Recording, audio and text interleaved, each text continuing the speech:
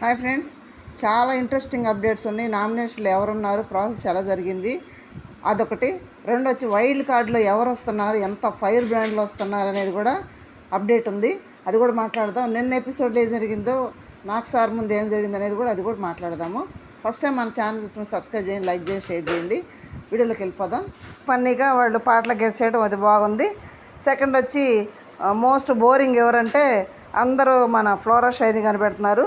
తనుజ మాత్రం హరీష్ గారి పేరు చెప్పింది, ఎందుకంటే సైలెంట్గా తెలుగు వచ్చి కూడా సైలెంట్ పక్కన నిలబడుతున్నాడని పెట్టింది.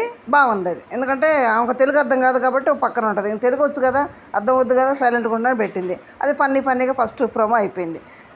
సెకండ్ ప్రోమో వచ్చేటప్పటికి టాస్క్ నాకు సార్ సమక్షంలో టాస్క్ జరిగింది, సంచాలక్ రీతు సమక్షంలో. అక్కడ గేమ్ ఆడేటప్పుడు వాళ్ళు ప్రియా, శ్రీజ, వాళ్ళు కామనర్స్ అయిన ఓనర్స్ ఎలా ఉన్నారు, ఎలా అరిచారు, ఎలా గెంతులు వేశారు, కామనర్స్ సెలబ్రిటీస్ అని ఎలా అరిచారు. ఇక్కడ ఎలా ఉన్నారబ్బా, కుక్కని పిల్లలా సైలెంట్ కూర్చున్నారు నాకు సార్ ముందు. అసలు ఎంత మర్యాద కూర్చున్నారు తెలుసా. వామ్మో, మేము అసలు ఆ మాటలు అటువంటి మాటలు మాకు తెలియదు, మేము మాట్లాడడం అన్నట్టు కూర్చున్నారు. సైలెంట్గా బుద్ధిమంతులా కూర్చున్నారు నాకు సార్ ముందు. అక్కడ ఎట్లా అరిశారు, లేచి చప్పట్లు కొట్టారు, ఎంజాయ్ చేశారు. భరణి గారిని ఎలిమినేట్ అనగానే ఎంత సంతోషపడ్డారో సెలబ్రిటీస్ అని. మరి అంత సంతోషపడ్డవాడు, అంత కేరింతలు కొట్టినాడు. ఇక్కడ నాకు సార్ ముందు సైలెంట్ కూర్చున్నారు అందరూ.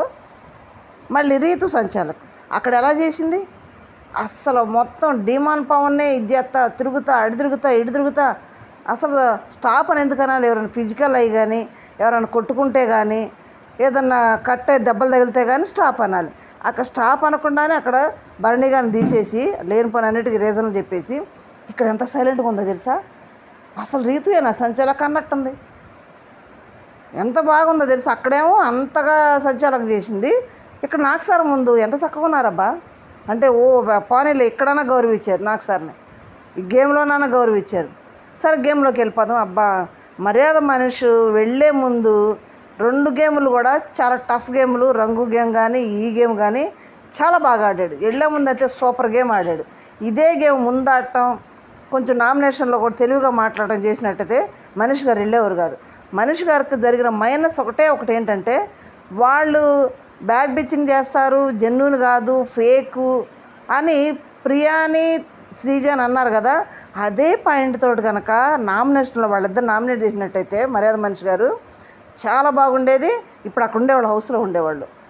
ఎప్పుడైతే లేనిపోని రీజన్లో తీసుకొచ్చి పెట్టి భరణిగా నామినేట్ చేయటం వల్ల ఆడియన్స్కి చిరెత్తుకొచ్చేసింది. అరే అంత ఫేక్ అనే జెన్యూనిటీ కాదని వాళ్ళతో తగాదాడి వాళ్ళని నామినేట్ చేయకుండా వీళ్ళు నామినేట్ చేసేయండి అని కొంచెం మర్యాద మనిషి గారికి మీద కోపం వచ్చింది ఆడియన్స్కి. తర్వాత తెలుగు మాట్లాడదని పర్టికులర్గా చెప్పింది మర్యాద గారికి, ఎందుకంటే ఇంగ్లీషే మాట్లాడుతున్నాడు, తెలుగు వచ్చి కూడా. బిగ్ బాస్ చెప్పింది తనకి అయినాగా వినిపించుకోకుండా ఇంగ్లీష్ మాట్లాడుతూనే ఉన్నాడు. నిన్న శివన్న కూడా బజ్జులోనంట అసలు నువ్వు ఆడిన విధానం కానీ అక్కడ మాట్లాడే విధానం, ఈ నామినేషన్ల గురించే మాట్లాడారంట. అడిగారంట, నీ ఆట ఎలా ఉంది, తెలుగు మాట్లాడవచ్చు కదా అని ఇవే అడిగారంట, బాగా అడిగారంట. సృష్టిని అడగలేదంట కానీ సరిగా. నిన్న మర్యాద మనిషి కానీ అయితే శివన్న అసలు క్వశ్చన్లు అంట, అంత బాగా చేశారంట ఇంటర్వ్యూ బజ్జు. అట్లయితే చాలా బాగా ఆడాడు. ఫస్ట్ ఇమ్మాన్ అవుట్ అయ్యాడంట, సెకండ్ మర్యాద మనిషి గారు, తర్వాత భరణి గారు డిమాండ్ పవన్ పడిందంట, డిమాండ్ పవన్ గెలిచాడు. ఇది గెలిచి సాధించుకుంటే దానికి విలువ, గౌరవం, నేను ఆడి గెలుచుకున్నానన్న ధైర్యంగా కూడా చెప్పొచ్చు అనమాట. ఇది డిమాండ్ పవన్ కదా. అక్కడ ఒక్కొక్క టైర్ తీసుకొచ్చి అక్కడ పెట్టి దాన్ని కాపాడుకోవాలి, ఎవరు తీసేయకుండా. మరి కాపాడుకోవాలంటే ఇప్పుడు డిమాండ్ పవన్ అసలే అది కెప్టెన్సీ తీసేసిన కసిలో ఉన్నాడు, కోపంలో ఉన్నాడు. ఎట్లా ఆడతాడు, ఇమ్మానిల్ని మడత పెడతాడు ఆడ కింద, అంత బాగా ఆడుతున్నాడు. ఇంకా నాకు సార్ ముందు కదా, వాళ్ళు ఇక నాకు సార్ని ఇప్పుడైనా గౌరవించే సంతోషం. ఆ బీవీటీ వాళ్ళు కనుక కొంచెం ఆ పిల్లలకి ఎట్లా మొన్నట్టు తెలుగు మాట్లాడొద్దు, నా ఇంట్లో జాగ్రత్తగా ఉండాలి, మీరు ఇద్దరు ఒకటే వేరు కాదు, నేను చెప్పినట్టు వినాలి అని. బిగ్ బాస్ మాట కూడా వింటలేలే వాళ్ళు, అది వేరే విషయం. కెప్టెన్ మాట వినరు, బిగ్ బాస్ మాట వినరు అని చెప్పారు కదా. అట్లాగే హోస్ట్ అయినటువంటి హీరో, ఆయన ఒక పెద్ద హీరో, పెద్ద సంస్థ అన్నపూర్ణ స్టూడియోకి అధినేత. ఆయన ముందు కాలేసి కూర్చోవడం కానీ, లెక్కలేకుండా మాట్లాడటం కానీ, ఎదురు ప్రశ్నలు వేయటం తప్ప సార్ ఇదని ఆయన్నే క్వశ్చన్ చేయటం, ప్రతిదానికి తూతు అని పైకి లేవటం, కాలు మీద కాలేసి కూర్చోవటం, ఇది కొంచెం బిగ్ బాస్ వాళ్ళు సీక్రెట్గానే వాళ్ళకి చెప్తే బాగుండు. ఎందుకంటే ఆయన అగౌరపరిచినట్టు అది. బీబీటీ వాళ్ళు ఏం చేస్తున్నారు, వాళ్ళంతా బిహేవ్ చేస్తుంటే సెలబ్రిటీలు ఏమో సైలెంట్గా మంచిగా నిదానంగా మర్యాదగా కూర్చుంటే వీళ్ళందరూ కాలు మీద కాలు వేసుకొని కూర్చుంటున్నారు. అక్కడ గేమ్లోకి వచ్చినప్పుడు కూడా పవన్ కళ్యాణ్ అంట నేను చాలా రిజర్వ్డ్ పర్సన్ అన్నాడు. రిజర్వ్డ్ పర్సనా బాబోయ్, హౌస్లో అసలు ఈ పవన్ ఈ రీతు చుట్టూ ఈ పవన్ తిరుగుతుంటే ఆ పవన్ కళ్యాణ్ అడు తిరుగుతుంటే రిజర్వ్డ్ పర్సనా. అందుకే నాకు సార్ నవ్వింది, నువ్వు రిజర్వ్డ్ పర్సనా అని. అదే చూసాను, దాంట్లో తెలుస్తున్నాయి కదా 24/7లో చూసేయకుండా కూడా. అందుకే నాకు సార్ నవ్వింది, రిజర్వ్డ్ పర్సన్ నువ్వు అని. సరే శ్రీజ వెళ్ళింది. బోరింగ్ పర్సన్ ఎవరంటే కోర్స్ అందరూ ఏం పేరు చెబుతారు అనుకో, అందరి సంగతి ఎందుకు అంటే అందరిలో ఏళ్ళు నాదే ఉండాలనే. అందుకే నాకు సార్ అందరి సంగతి నీకు ఎందుకమ్మా, ముందు నీ సంగతి చెప్పు అన్నది. అందరికీ తనకే కావాలబ్బా, ఏ గ్రహం నుంచి పట్టుకొచ్చారు అన్నట్టుంది వాళ్ళిద్దరిని. మనకు తెలుగు అర్థం కాదా, చెప్తే అర్థం చేసుకోరా. నేను నాకు సార్ పోసుకొచ్చినట్టు బయట ఎలా ఉందనేది వాళ్ళకి హింట్ కూడా ఇచ్చారు. తుతు అన్నిట్లో దూరిపోద్దని అంటే బయట ఆడియన్స్ పాయింట్ ఆఫ్ వ్యూ అలా ఉందమ్మా, కొంచెం అలా మాట్లాడటం ప్రతి దాంట్లో దూరిపోవడం తగ్గించుకోవడానికి నాకు సార్ హింట్ ఇచ్చాడు వాళ్ళకి. ఆ హింట్ అర్థం చేసుకొని కొంచెం ముందుకెళ్తే వాళ్ళకి బాగుంటుంది. అది హింట్ వాళ్ళకి అర్థమైందో లేదో, అది హింట్ అని కూడా అనుకున్నారో లేదో వాళ్ళు. అసలు అది కూడా పట్టించుకోరు వాళ్ళు. శ్రీజ అన్న కొంచెం నువ్వు కూర్చోనంగా తుతుందని లేవద్దనంగా కూర్చుంది కదా సైలెంట్గా. ఈ ప్రియ అయితే అస్సలు ఆగట్లేదు అబ్బా, అసలు వినిపించుకోవట్లేదు. నాకు సార్నే క్వశ్చన్ చేస్తుంది, మాకు వీడియో కావాలి, సంజన వీడియో కావాలని. వాళ్ళు కొంచెం మార్చుకుంటే బాగుంటుంది అబ్బా ఇన్పుట్లు. బిగ్ బాస్ షోలని చూసి కూడా వాళ్ళు దాంట్లో లీనమైపోయి అన్నీ మిక్స్ చేసి ఏం మాట్లాడుతుంది ఏం చేస్తాను. ఇంకో విషయం, మనం శాకిని డాకిని అంటున్నారు కానీ ఆ పేర్లు మనకి శోభా శెట్టి ప్రియాంకకి పెట్టాం. కానీ వాళ్ళిద్దరూ నాకు సార్ ముందు చాలా సైలెంట్గా ఉండేవాళ్ళు, చాలా సైలెంట్గా. నాకు సార్ తిడితే సైలెంట్గా చిన్నగా మాట్లాడేవాళ్ళు, ఏం తెలియదు అమాయకంగా నిలబడేవాళ్ళు. వీళ్ళు అట్లా కదరా బాబు, తప్పులు చేస్తున్నా నాకు సారు హెచ్చరిస్తున్నా గద్దిస్తున్నా ఎదురు మాట్లాడుతున్నారు వీళ్ళేం పిల్లలరా బాబు. వాళ్ళు ఇంకన్నా మారితే బాగుండు, లేకపోతే మర్యాద మనిషి వెళ్ళినట్టు వరుస కడతారు వాళ్ళు కూడా. ఓకే ఫ్రెండ్స్, మీకు ఎలా అనిపించింది టాస్క్? అయితే మర్యాద మనిషి గారు వెళ్ళే ముందు మంచి టాస్క్ ఆడాడు, గుర్తుండిపోయే టాస్క్ అది.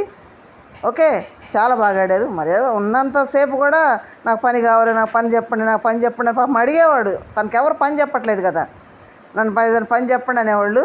నిన్న కూడా ఓనర్ టెనెంట్స్ మార్చంగా అమ్మయ్య నాకు పని దొరుకుద్ది, ఇప్పుడే నాకు పని ఇవ్వండి అని అన్నాడు. పాపం పని మొదలు పెట్టకముందే బయటికి వెళ్ళిపోయారు. కొంచెం మైనస్లు ఉన్నాయిలే, మైనస్లే మనిషి గారిని బయటికి వెళ్ళడానికి కారణమైనవి, తనతో ఎదురాలు చేసుకున్నాయి. నెక్స్ట్ వైల్డ్ కార్డ్స్ ఎవరు వస్తున్నారంటే ఫైర్ బ్రాండ్ అమర్దీప్ వస్తున్నాడంట. ఎందుకు మరి పాత వాళ్ళు ఎందుకు తీసుకుంటున్నారంటే మరి గౌతమ్ని తీసుకున్నారు కదా, అలాగే ఈసారి కూడా అమర్దీప్ చౌదరిని తీసుకుంటున్నారంట. మరి బయట టాక్ అది బాగా వస్తున్నాడని తను చేస్తున్న సీరియల్లో కూడా వేరే పర్సన్ పెడతాను కూడా ప్రయత్నం చేస్తున్నారంట. అమర్దీప్ అయితే వస్తున్నాడంట. నెక్స్ట్ అమర్దీప్ అంటే ఎంతమందికి ఇష్టమో కామెంట్ చేయండి, ఎందుకంటే చాలా ప్రైర్ బ్రాండ్. అసలు సీజన్ 7 హిట్ అవ్వడానికి కారణం అసలు అమర్దీప్, ప్రశాంత్, శివన్న వాళ్ళే కాబట్టి అమర్దీప్ వస్తున్నాడంట. సెకండ్ వచ్చి సుహాసిని, ఈ అమ్మాయి జాతిరత్నాలు కుకింగ్ షోలో కూడా విన్నర్ అయింది. నెల్లూరు అమ్మాయి, సీరియల్స్లో కూడా చేసింది, సినిమాల్లో కూడా చేసింది అమ్మాయి. సుహాసిని వస్తుందంట. నెక్స్ట్ వచ్చి కావ్యశ్రీ, మన పోయిన సీజన్లో విన్నర్ అయిన నిఖిల్ వాళ్ళ లవర్ అని చెప్పాడు కదా, ఆ అమ్మాయి కావ్యశ్రీ వస్తుందంట. నెక్స్ట్ వచ్చి చిట్టి పికిల్స్ రమ్య, అమ్మాయి కూడా వస్తుందంట. మరి వైల్డ్ కార్డులో వస్తుంది, మరి వైల్డ్గా ఉంటుందో చూడాలి. ఎందుకంటే ఆ ముగ్గురు అక్కడేళ్ళు మంచిగా సోషల్ మీడియాలో భలే యాక్టివ్గా ఉంటారు. మరి యాక్టివ్లో అమ్మాయి ఇక్కడికి వస్తుంది కాబట్టి ఎంత మాత్రం ఆ యాక్టివ్నెస్ వాళ్ళకి ఉపయోగపడుతూ సోషల్ మీడియా చూద్దాం మనం. రమ్య వస్తుందంట. నెక్స్ట్ వచ్చి అటు ఇటుగా దివ్యల మాధురి అంటున్నారు, కుకింగ్ చేసే సంజయ్ గారు ఉన్నారు కదా షెఫ్, ఆయన అంటున్నారు. మరి ఎంతవరకు కరెక్టో తెలియదు కానీ వీళ్ళైతే ఖచ్చితంగా వస్తున్నారు. అమర్దీప్, సుహాసిని, కావ్యశ్రీ, చిట్టి పికిల్స్ రమ్య అయితే వస్తున్నారంట కన్ఫామ్గా వైల్డ్ కార్డులు వీళ్ళు. ఓకే, వీళ్ళలో మీకు ఎవరు ఇష్టమో, వీళ్ళు వస్తే బాగుండిద్ది, వీళ్ళు ఉంటేనే బాగుంటుంది అన్నట్టు ఉంటే కామెంట్ చేయండి. నెక్స్ట్ నామినేషన్ ప్రాసెస్ ఎలా జరిగింది అంటే అక్కడ మొత్తం అయితే 7 ఉన్నట్టు మనకు తెలుస్తుంది. ప్రోమోలో కూడా చూపించినట్టు ఆడవాళ్ళని కించపరచడం నాకు నచ్చలేదు అంట శ్రీజ. ఆడవాళ్ళని కించపరిచింది ఎవరు? హరీష్ గారు. అందుకని హరీష్ గారు నామినేషన్లో పెట్టేసింది. నెక్స్ట్ వచ్చి మరి భీమాన పవన్ చాలా కోపడుతున్నాడు, మరి ఏమైందో. సంజన ఫోటో పెట్టారు, సుమన్ శెట్టి గారి ఫోటో పెట్టారు, మ్యాగ్నెటిక్ బోర్డు మీద పెట్టారు. వీళ్ళు వచ్చి టెనెంట్స్ని నలుగురిని చేయాలి, ఓనర్స్ వచ్చి వాళ్ళ ముగ్గురిని చేయాలన్నట్టు పెట్టారంట. ప్రాసెస్ అయితే మొత్తానికి 7 ఉన్నారు తెలుస్తుంది మనకి. 7 అంటే వీళ్ళ ఇప్పుడు టెనెంట్స్ నుంచి శ్రీజ, ప్రియా, పవన్ కళ్యాణ్, హరీష్, ఆ ఓనర్స్ నుంచి ఫ్లోరా, నెక్స్ట్ రాము, రీతు, ఈ 7 ఉన్నాడు తెలుస్తుంది.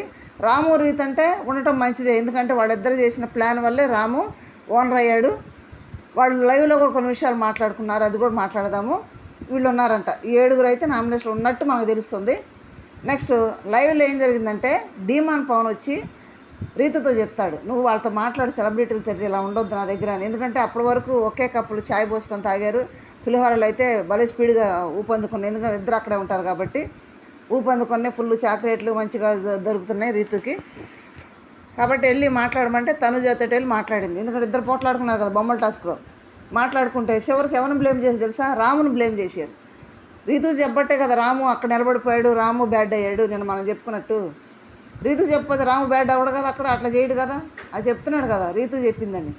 ఇప్పుడు రీతు పక్క తప్పుకొని రాముయే బ్యాడ్ అన్నట్టు చెప్తుంది అక్కడ. కానీ నామినేషన్లో వాళ్ళిద్దరు కూడా ఉన్నారంట.